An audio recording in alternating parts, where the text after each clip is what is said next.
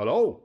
Right, okay. This is a mini masterclass in Lucas Electrics as part of Project Bob. But basically I need to rebuild the engine loom if you like it. If you don't, for some reason, why you wouldn't, I don't know. If you want to contact me, Church House Classics, it's all one word, at gmail.com. And if you fancy supporting me, supporting the channel, buying me a beer, tipping me, in any way, there's a PayPal me link down here. People ask, there it is. Thank you very much, and all donations are gratefully received and personally thanked. Hey, enjoy it.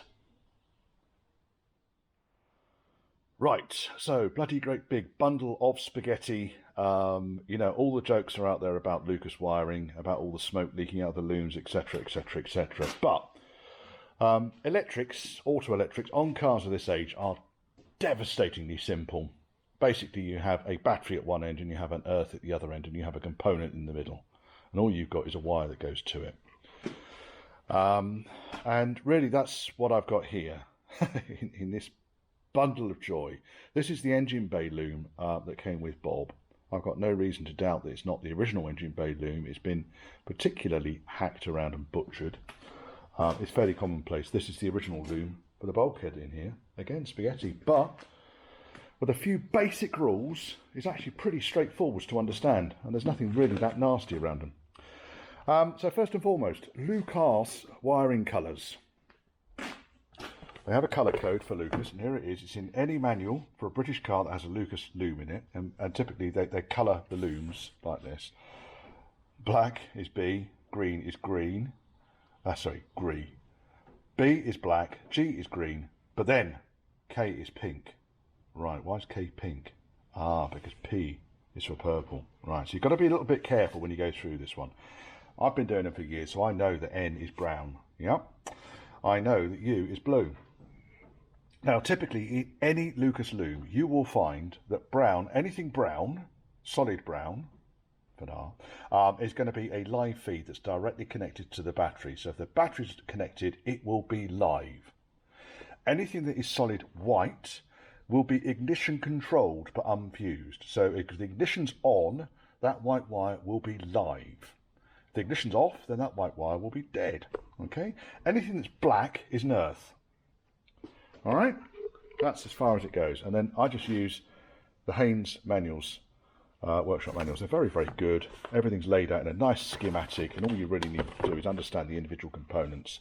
And they just lay it all out, and all you really need to do is just follow the lines back to find out where they go. And you can see here, there is a blue-white wire there. Look at that, blue-white wire. And if we follow that to the end, 19, and we look at the description here, we can see that's a headlight main beam left hand. It's that easy. Right, now, when it comes to engine bay looms, because this one is challenged. It's challenged in a number of ways. First and foremost, it's 50 years old this year. So it's probably 50 years old already. It's been butchered. And secondly, because of the heat of the engine bay, all of the insulation is brittle. So big chunks of this loom need replacing. Now, I had ordered one from Auto Sparks, and it will turn up, and Auto Sparks are brilliant at what they do. But it's another 6 weeks away, and I can't afford to wait that long. So I'm going to make this loom up and get it sorted out. Now, when you pull these things apart, there are a couple of key areas that the loom goes to in the engine bay on a Range Rover. Let's see if we can weigh that down with a knife. There we go. There's a couple of key areas that the loom goes to. So first and foremost, if we go back a little bit so you can see the whole pissing thing, there we are. So that's the connector that goes up on the bulkhead, and this bundle of wires is what feeds the inside of the car. Now, there's two things, really, with the Range Rover loom. First and foremost, you get all of the brown wires are going into the main loom. Okay, so you've got the main feed, and there's one that's missing off this pile here, and that's this one. All of these wires go into the main loom, and that's the main feed for all of the electrics in the car. Okay, so the brown wires typically connect onto the back of the starter motor, and the battery connects onto the back of the starter motor. So the starter motor is actually acting as a distribution pole for all of these brown wires, and there are 3 of them. Right, okay, so why do you want 3 brown wires? Well, first and foremost, you've got the main power that goes across to the ignition. You've got one of these wires will go to the alternator, and I can see it going at this branch here. And you've got a third brown wire which goes into the main loom connector there. And I don't know where that goes to, but we'll work it out. So that's the first branch of cables that you're going to get on the engine bay loom. All goes to the back of the starter motor. Right. Also on that section there will be a wire which is for, well, it's 2 wires actually on the original loom. There's one that goes to the starter solenoid, which is the brown and red one, and there's another wire which is the ignition boost, let's say, for a ballasted ignition system. So when you turn the starter, it sends 12 volts directly back to the coil, and I think that is this one. Might be wrong. I don't know. I'll have to look at it. Right, so that's one chunk. Then we've got another chunk of wires, which is this bit goes down to the brake pressure warning differentiator, blah, blah, blah, blah, blah. Okay. Then on the engine side, I have got the loom, which goes through to temperature sensor. And these wiring colours aren't right, by the way. Someone's already butchered here. So one of these will be a temperature sensor, one will be the otter valve, the otter switch on the top of the inlet manifold, which I'm not going to bother using. One will be direct to the alternator, and one will be for the ignition light switch, the ignition light. So that's all going through the middle of the engine. That's all been replaced at some point. It's all going to get replaced again, I tell you. And then we've got a number of wires which go out to the ignition coil. Okay? And that's the ignition coil wiring. Now, for some bizarre reason, the ignition coil wire comes from this connector, goes down towards, oh, we've missed the gearbox. This is all the gearbox wires here. Goes to the reverse light, the diff lock, and for some reason, which I've yet to work out, the wire comes from the connector down to almost the gear stick, and then goes back to the distributor. No idea why. Well, we'll fix that, won't we? So, first and foremost, this thing is filthy. So what I use this stuff. People ask me what I use in the workshop. This stuff, plus 10 heavy duty solvent degreaser. It comes from AutoSmart. There's an agent here that comes up on the site in a nice shiny van, and even sold me an AutoSmart, because it's solvent. It's actually a solvent friendly spray gun. Don't put this stuff in the spray guns you get from the garden centre. They will melt. And all you do with this stuff, spray it on, oily rag, wipe it off. Look at that. That doesn't get any easier, does it? So yeah, I mean, I'm sure there are other solvent degreasers out there, but this one I just find particularly useful. And as bad as things get, I can clean things back. Now all of these wires are going to get replaced. This one, again, this is where the insulation has gone brittle. And you can see that it's not bending very easily, and sooner or later it will crack up there. Okay, so that's one of the brown wires. So I think really the main thing to do here is to work out what needs replacing, and we'll replace it, and what is, you know, salvageable, and then we'll salvage that. Now there's a couple of things here, so I'm still unpicking this thing. I'm still trying to work out what is going where. And what I want to use and what I don't want to use. So this brown wire is actually in much better condition. They don't all go brittle. This one looks to have been replaced. This is for the alternator, so that may well have been replaced all the way through. This one is the one that goes into the connector, and it is brittle, so that's going to get replaced. Now I can't do anything about this connector. These early connectors, they were actually, the wires went in and then they were kind of moulded. The rubber mould was put around the outside.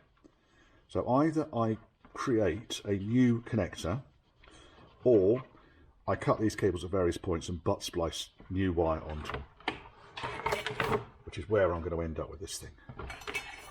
So I think first and foremost, let's sort this thing out here. This is the ignition wiring. This is all crap, so it's just going to get cut off.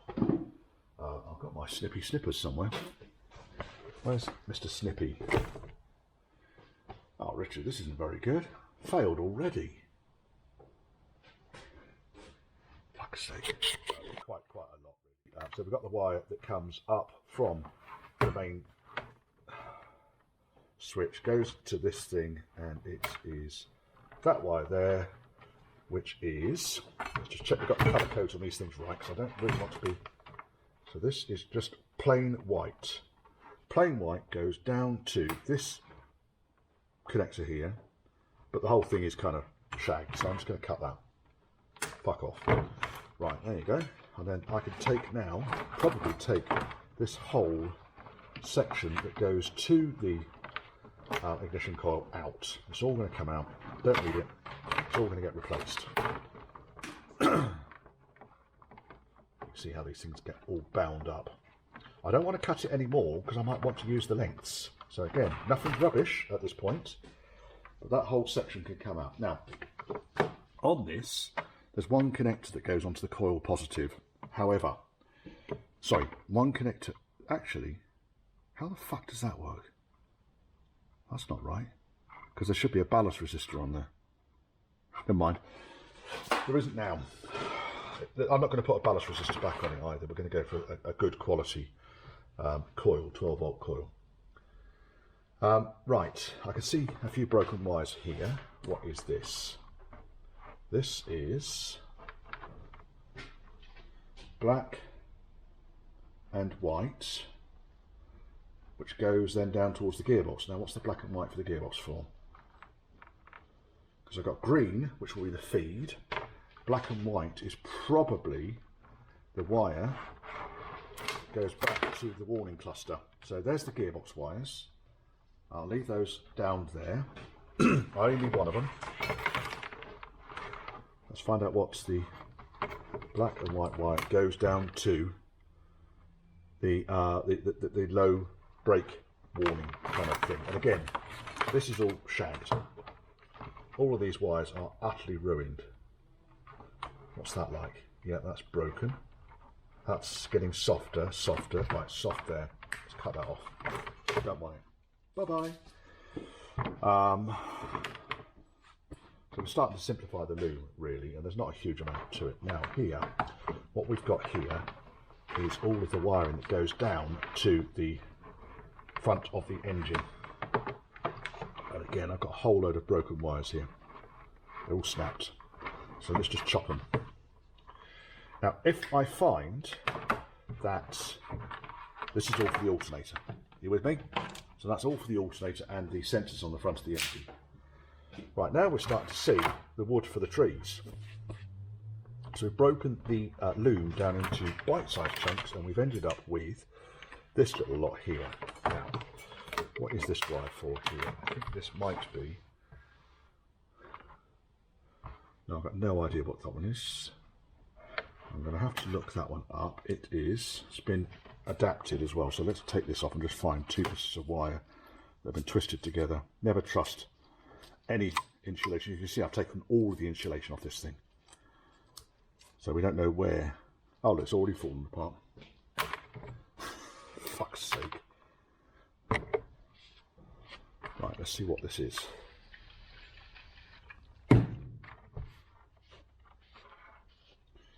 Right, it is white and brown. So WN is the colour I'm looking for on the diagram. Now, I actually, a little while ago, created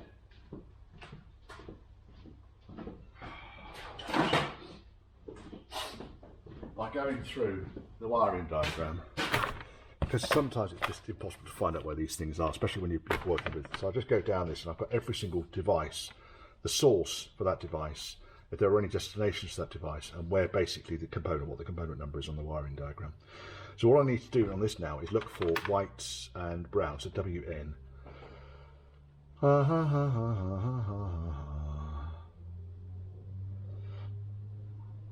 W. NW, pickup point for radio now. Just check I ain't got it the wrong way around. No, it's definitely not that.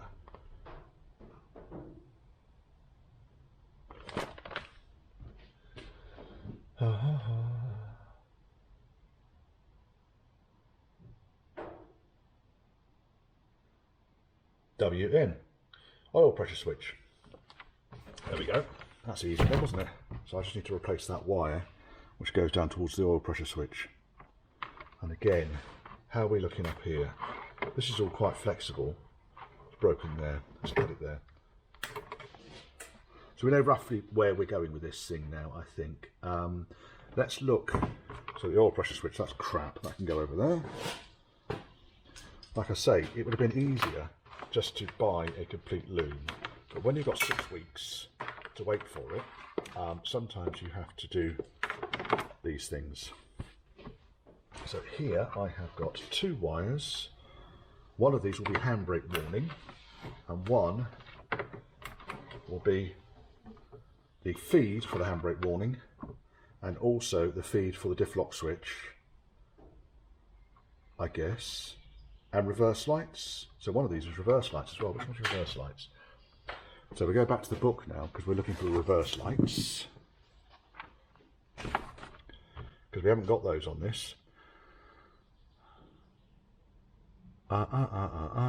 Stop lights. So I think probably what I would do then is let's get a book and a chair, and I'm going to write all these things down, and then I'm going to, once I've written them all down, I'm going to work out which ones I need. And you don't need to watch me do that, I'll just do it, otherwise it's shit I need to edit. Right, so massive pile of parts from Vehicle Wiring Products. Brilliant. Love these chaps. They do all manner of brand spanking new cables. Lots of the original wiring colours are available, not every single one of them, but lots are. So while I was kind of musing over the loom the other day, I was thinking, do you know what? Terminal post would be the best way to move forwards with this. So I bought a terminal post, and I have bought a little insulator to go over the top of it. Now I'm not sure the insulator is going to be entirely practical, but if I can feed all the brown wires into it and then clamp them onto that, and that fixes onto the bulkhead, that might work, eh? What do you reckon? Right, so that's that. Now what I've basically done is I've gone through and I've highlighted all of the things. Ignition coil, water temp sender, auto switch, which I haven't got, but I might as well just identify it because I wasn't going to end up with blank wires on there. The alternator itself, the ignition light switch. So the alternator will be within the boundaries of the engine room. I'm not expecting the alternator to go through this connector. The ignition light switch will. Oil pressure light, the starter solenoid will, the starter itself won't. PWDA, which is the pressure differential warning actuator. Now that is linked up to the handbrake, because obviously if the brake circuit fails, then the warning light, the handbrake warning light will come on. So it's the same thing, okay? So that's why they're linked together using that. Reverse light switch, diff lock switch, which is now redundant because we've got a Borg-Warner automatic diff lock, viscous diff. On the back of the starter, I've got 2 brown wires which should be going to the alternator. Obviously, I don't know what the thickness of the wires was. It's probably why they ran 2 wires. One which went to the main bullet, which was that one with the big old chunky bullet connector on the end of it. Let me go and get it. Where's it gone? It's been taken up. Put it somewhere. Where the fuck are you gone? It's gone. Never mind. Doesn't matter. It's the one with the main bullet that goes up onto the bulkhead. One goes to the starter relay, which is through that connector, I think, and one goes to the heated rear window relay. And again, a lot of these things can actually go directly off the off this post here, so we can lessen the impact of these wires going down to the starter motor. Now then it got me thinking, well, why don't I just run a heavy duty wire directly from the back of the starter motor up to the distribution point? Could do that, couldn't I?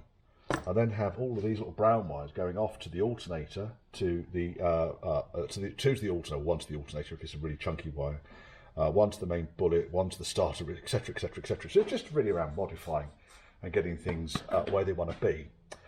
Now, what do I do next? Well, first and foremost, I've kind of chopped this thing up, really, haven't I? Kind of made a right gnarls of it. I am going to, I think these 2 gearbox wires, I'm going to assess those in a minute. But the best thing to do now is to relocate to the motor. So let me stand you on the stool. Let's put you up there. We might need the microphone for this, Richard, because... And let's go around to the other side. I relocate the stool over here. I just said stool. Right. The only reason I've got the broken biscuit box here is because obviously the loom is coming through the bulkhead. I haven't put the bulkhead plate on yet, and I don't want to be scratching the paint down here. Those are the connectors I'm looking for. All right, so these two connectors, they fit up there. So what I'll do is I will bring the remains of my loom and I will plug it onto the connector. Ta-da! And that goes up about there. It fits around, sort of just directly above the washer.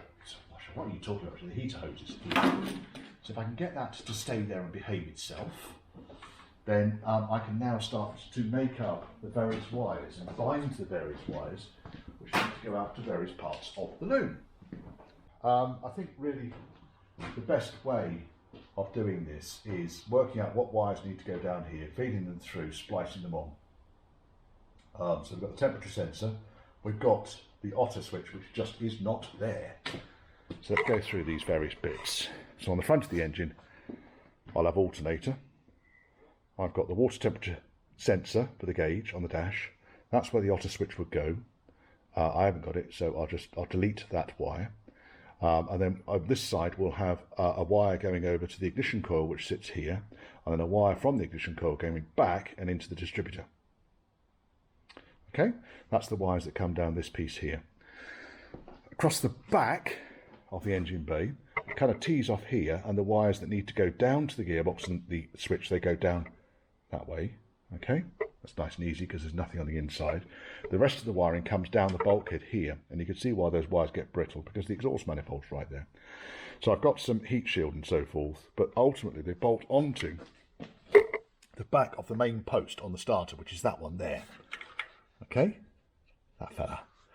So that's currently the where all of the wires, so the wire from the battery, etc, etc, etc, they all go to that point. Now, what I was thinking was, rather than having all of these brown wires coming down here to go to that, which we don't actually need, all we really want is one wire going to the starter solenoid, which is that pin there. So when that's engaged, that completes the circuit between these two pins and sets the starter to spin.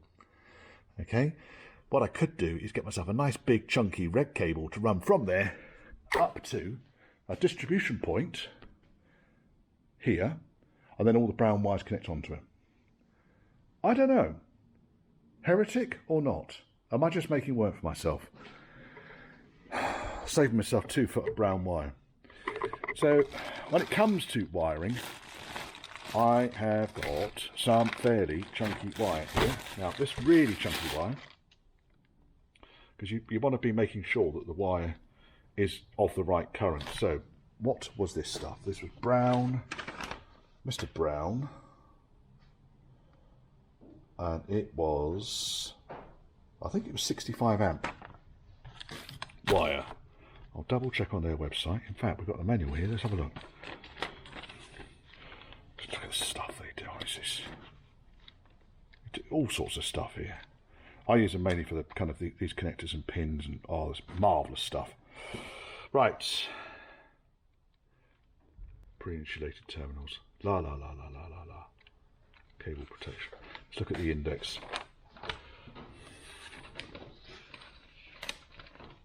Cables. Page 6 to 8. Page 6.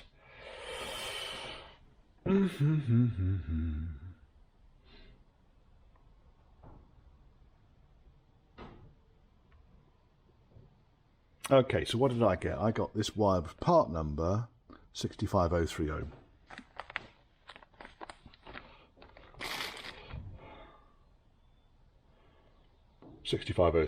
is 35 amp. 35 amp wire, which is probably why we have to run 2 wires around to the back of the alternator. So I just need to double check, really, make sure. So what they're basically saying here is that this is capable of carrying a continuous 35 amps. Well, that's quite high for, you know, an old Range Rover. So the standard alternator for this thing would have been a 16 ACR, and I think the 16 ACR is about 35 amps.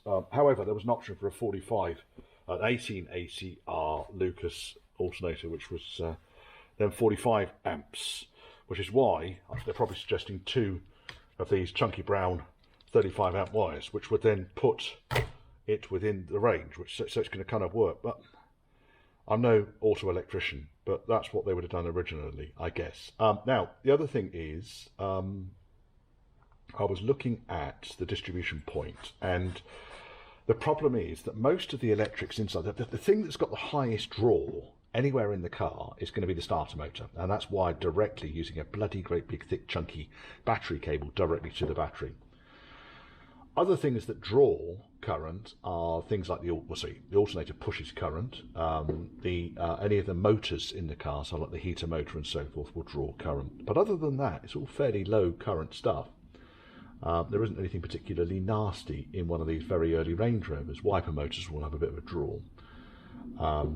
So I think the case of what we're doing here is really to replicate the original wires if we possibly can. There is a potential here that we could upgrade the wiring to the alternator, because if at some point in the future the customer wanted to upgrade the output of the alternator, let's say to one of these kind of trendy 85 amp alternators and so forth, then they're going to need a much chunkier wire going to the back of the alternator, which again kind of leans on the distribution point being at the back of the engine on the bulkhead being something that might be quite favourable. Now, what I need to double check is that this distribution point is capable of kind of that sort of load. Power distribution post black. Fuck off cookies. Right, it's rated to 150 amps, so it should be enough for the beefiest of alternators. I think we'll be okay with that. So what I'll do, because if I run then the alternator wires from this and run a chunky cable from the battery up to this, then that's going to be the easiest way of doing it, I think. I really do. Right, okay, so that was a lot of rambling there for not a lot of actual footage. And I've not actually even got the alternator on here yet. So, okie dokie. Right, so what would I do with this fucking thing? I would probably, because the alternator is going to be roughly around here, let's run that up to about there to here, chop it off there, that should be enough for that. Snippy.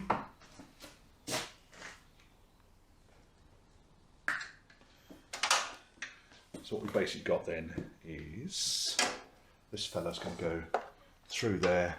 I need to crimp a couple of terminals onto the end of that, but effectively we've got there is the loom, goes through to the back of the alternator. I need to find now the colour for the water temperature. It's green and blue. Now, I don't know if I've got any green and blue. That's probably one of the few colours I couldn't get.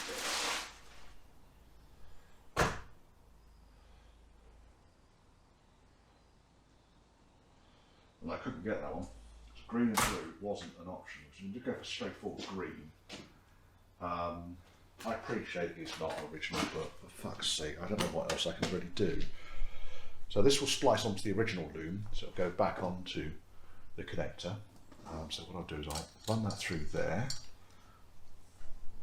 Get off. That needs to run through there. Dun, dun, dun. Up to there, and it's going to need to go down to here and about there. Again, Mr. Snippy's over here again.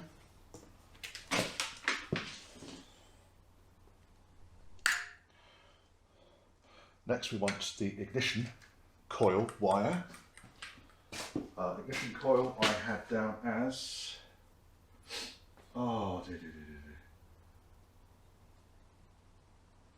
WK white and something. It's actually white directly to the coil, so we go for direct white wire for the ignition coil.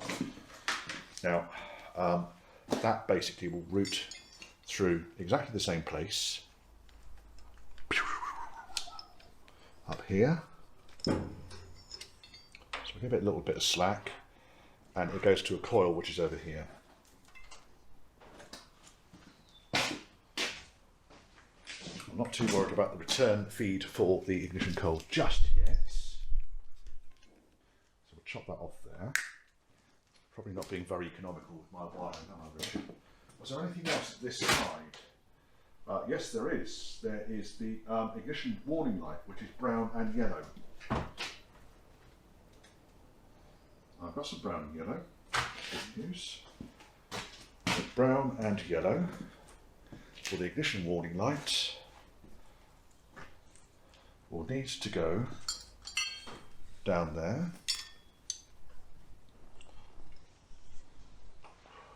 Dun dun dun, and to the back of the alternator. Mr. Snippy.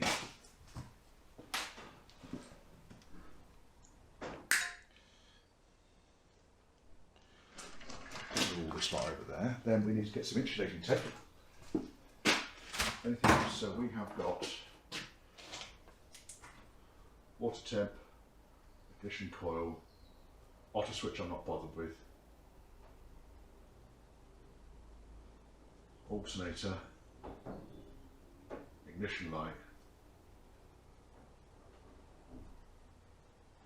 What we could do is bring the oil pressure light switch, because it actually originally ran round there, but on my car it runs around the front, so we could actually, because the oil pressure switch is down here, so I might be inclined to do that as well. Oil pressure, which is white and brown. Oh, the good old rain started now, just May showers. Right, okay. This is my little treasure trove of treasure and treasure and treasure and treasure and treasure. Now, basically, when I scrap a loom, it doesn't happen very often, but when I do scrap a loom, I take any suitable or usable wires out. Now, all of these wires have come from 1990s looms, so they're still old, but they're totally usable.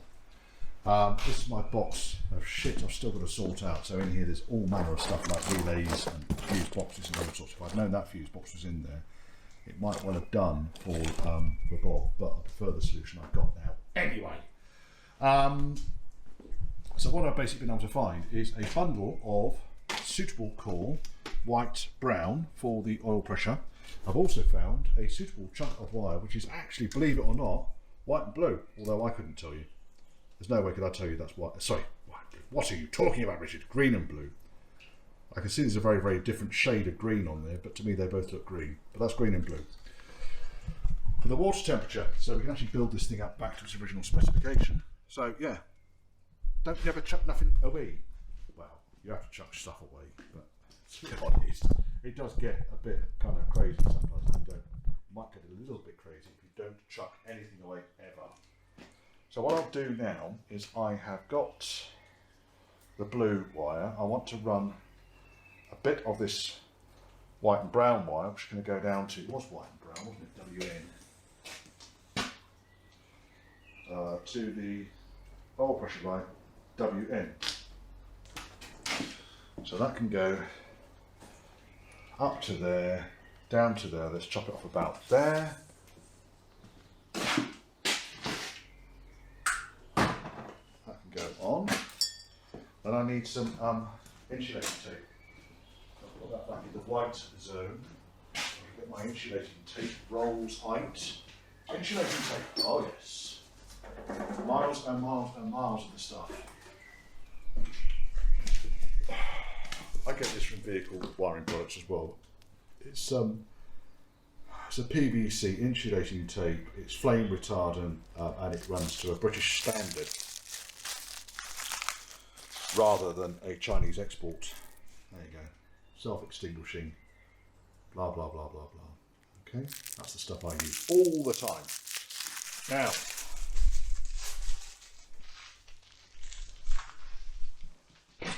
what I'm going to do here is I want to bind the loom really where it's going up there, and then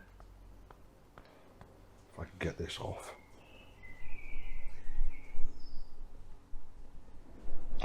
I can't. It won't come off. It's not going to come off. Right, okay, so we've got brown and white. That needs to go through. And giving myself a fairly generous amount of bloody excess at the end here. That's more than enough, I think. Make sure those two are the same length. Make sure that's the same length. Make sure those are the same length. And then let's take it all out. Oops, we've lost the white wire for the ignition. And then let's bind it. Just a case of starting with a nice tight wrap around the loom and then working your way down it. It's ever so easy binding looms, it really is. Except when you get a brand spanking new reel of insulating tape and you find a flaw in it. That is something that's worth swearing about. So let's go nice and slowly.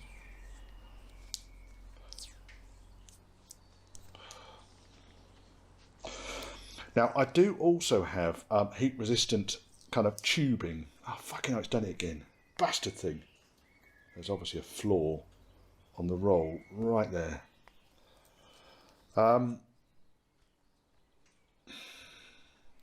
That's irritating, Richard.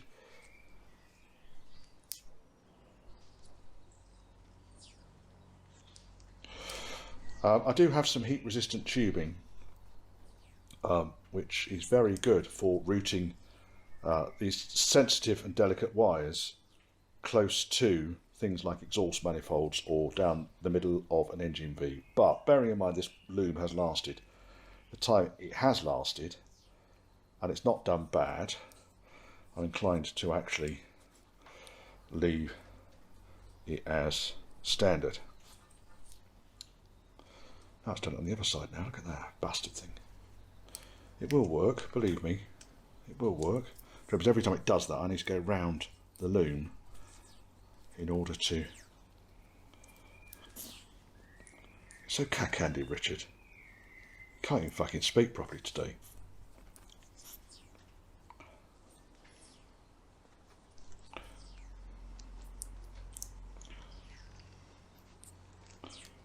Right, at some point I'm going to need to take a branch, which is going to be the white wire, needs to go here,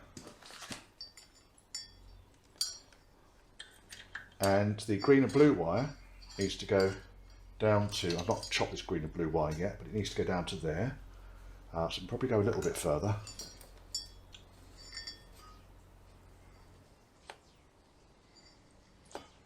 Right, let's take the white wire out at that point. So what I tend to do then is go around and around and then carry on.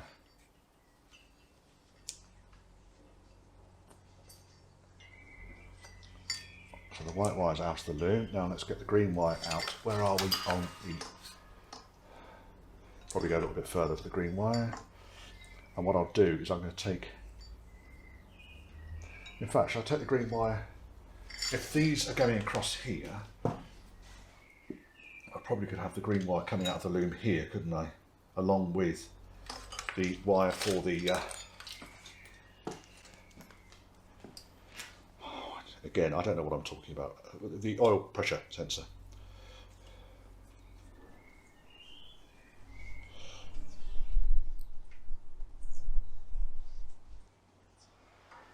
That'll probably about do it there, in all honesty, because the rest of it then is just two big wires that are going to clear off to the back of the alternator. So I shall just terminate it there. And that's more or less made that chunk of wire up. I need to put some terminals on still.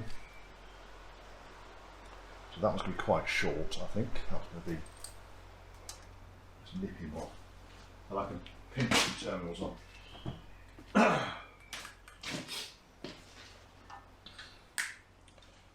That's the water temperature sensor.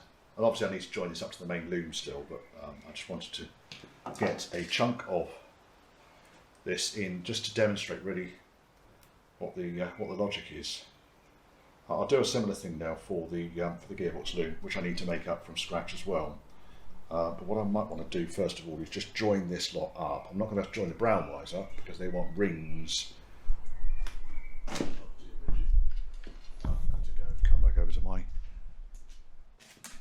desk. There we go. Lighting courtesy of James. Right, where are we? You're down the bench. That's good. So we got that lot, and we got this lot. Right, okay, so obviously the connector goes on the bulkhead, this loom goes down the side, and I really don't want to be bending these wires any further than I have to, but I do want these wires to come out and into this part of the loom. So I either loop these down, so I bind this and loop the wires that I want so they come out and directly onto this. And these are actually quite supple, these bits at the top here, it's just where they went further down that I had the problems. So I have got a brown and yellow, a green and blue, a white, yep,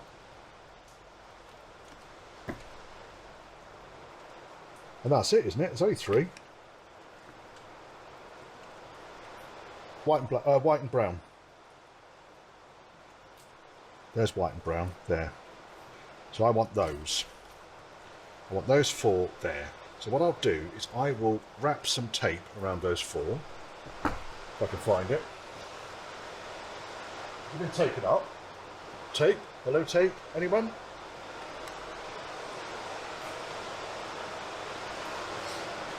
There it is.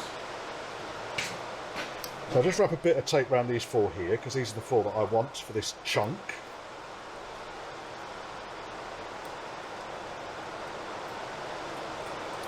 Just to remind me, it's there, and ideally I would want this now to go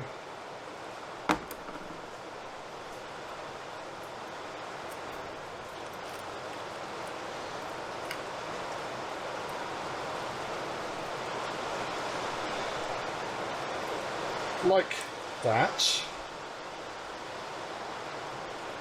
like that, like that, and then like that.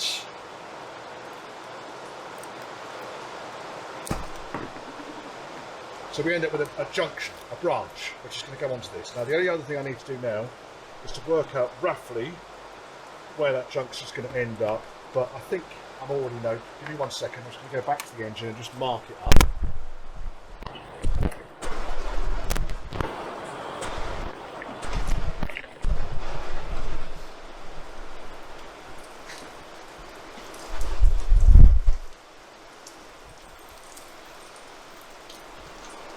Flip, flop.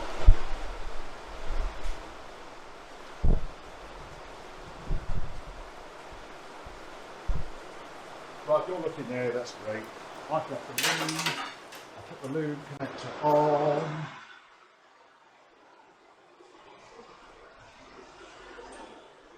That's to go about there, so these wires are going to want to connect on about there, because that's going to be clear of the throttle assembly.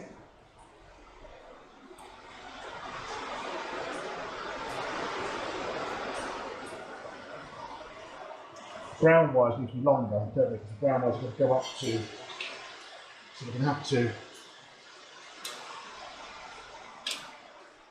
those two brown wires need to go up to the junction box, which is there. This is just turning into way much more of a fucking balls up than I wanted it to be. Snippety, snippety, snip. And snippety, snippety, snip. There you go. I've got the right length now. Let's go back to the bench.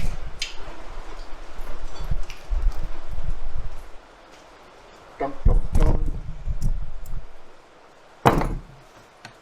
There's me snippety, snippety, snip. There's me snippety, snippety, snip.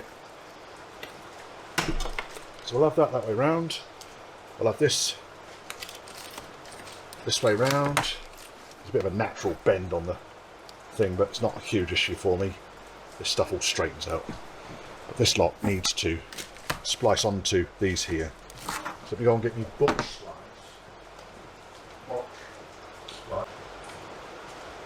I could go berserk, I could put a connector on here, but I just can't see the point.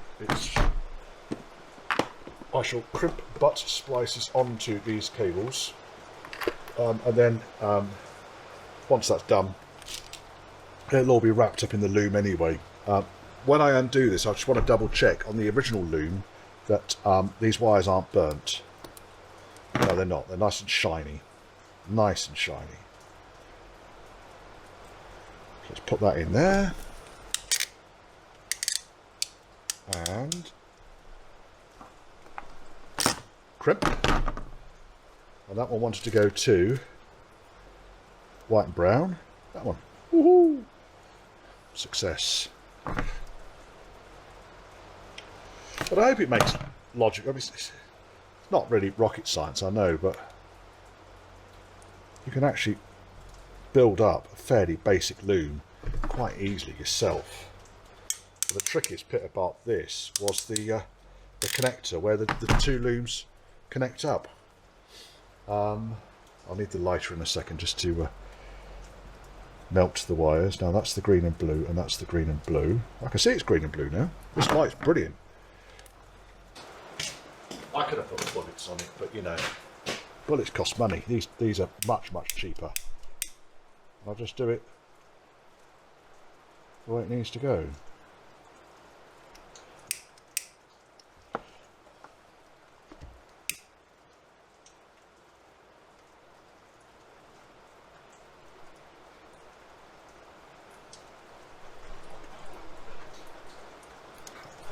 Anyone's waiting for me to burn my fingers, I've already burnt them.